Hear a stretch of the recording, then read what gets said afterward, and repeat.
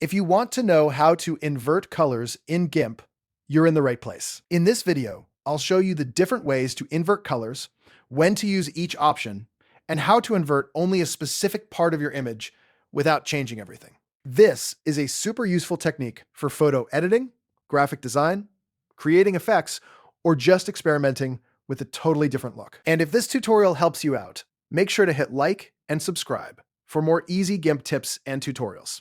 Let's start with the basics. Open GIMP and load the image you want to work on.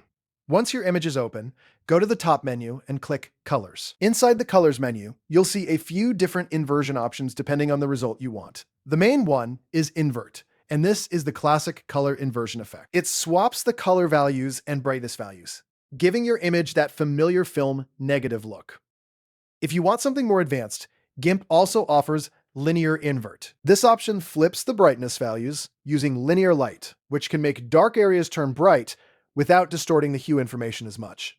Then there is Value Invert, which inverts the luminosity channel only. That means it turns bright areas dark while still keeping the overall color theme more recognizable. Now, if you just want to invert the whole image, this is very simple. With no selection active, go to Colors and click Invert.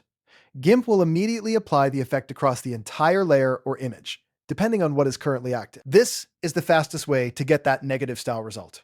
If you want a more natural or technical inversion, try the other options, like Linear Invert or Value Invert, and compare the results. Since each option behaves differently, it's worth testing them to see which one fits your project best. Next, let's look at how to invert only a specific section of an image. This is where GIMP becomes really powerful. First, choose a selection tool, such as the Rectangle Select tool if you want a clean box shape, or the FO Select tool if you want to select areas based on similar colors. Carefully make your selection around the part of the image you want to change.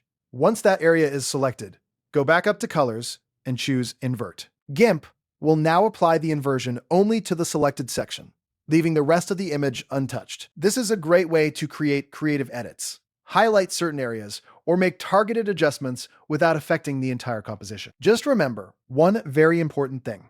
Do not use Select and then invert the selection with Ctrl+I if your goal is to change the colors. That shortcut does something completely different. It inverts the active selection boundary, meaning it switches what is selected and what is not selected. It does not invert the pixel colors. So if you want to change the actual image colors, always use Colors and then Invert, not Select and Invert. If you're editing a photo or design and want to experiment, you can also combine these methods with layer masks, multiple selections, or different inversion modes to get more customized results. That flexibility makes GIMP a really strong tool for creative image editing, especially once you understand the difference between color inversion and selection inversion. So to quickly recap, if you want a full negative effect, use Colors and then Invert.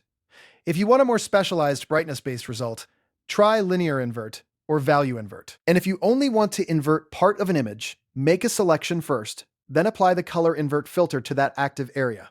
That's the easiest way to invert colors in GIMP without getting confused by the selection shortcut. If this video helped you, please give it a like, subscribe for more GIMP tutorials, and let me know in the comments what you want to learn next.